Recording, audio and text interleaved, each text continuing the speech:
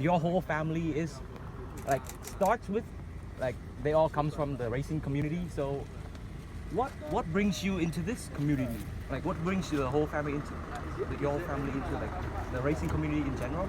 Yeah, so my grandfather, he moved from England to Australia and then started doing some rallying, and my mum was about 18 years old, and so she said that she would be his navigator, so she started navigating for my grandfather.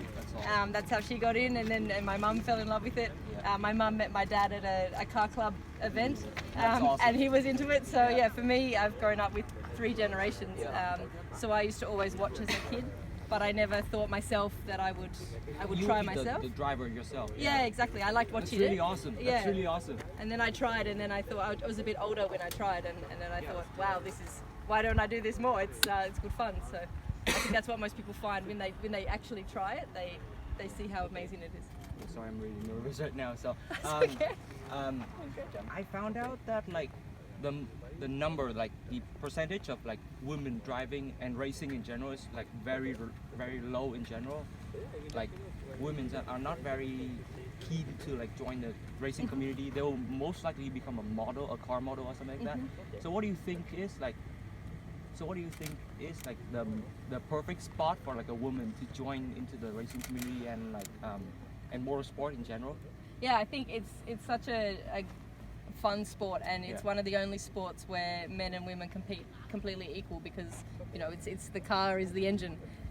So for me, I was lucky because my mum was doing it, so I as a little girl saw my mum competing, and I thought it was completely normal, and that everybody's mums were into rally, and then as I got older I realized that she was very special, but for me a role model, and so I think it was easier for me because I decided to start not thinking that it was something that women didn't do, and then as I start you see that there are less women, but I think it's just the perception from the outside, and once we see girls come and try, the whole community is so supportive. Everybody wants more females to share this sport as well. That's actually very so true. I think it looks daunting from the outside, but I would say, and I would encourage everybody to just come and give it a go, because the reality is it's a great community, it's so much fun, and there's no pressure. Everyone at the grassroots of this stuff, we all are having fun, and we all love cars, and we love driving, and we just want to see everybody else have fun too. Yeah. So one last question for you. What do you think about the prospect of growth for for motorsport here in Vietnam? Well, it's my first time to Vietnam, so it's been on a list that I really wanted to come. So I'm so happy to have made it here, and it's fantastic, and to have a venue like this is absolutely perfect. And we're showing this cross car built by McGarrell, which is the perfect car because it's low cost. It's everybody can hop in with little experience and drive and learn the basics, and then progress from there. So I think being able to do stuff like this is the first step.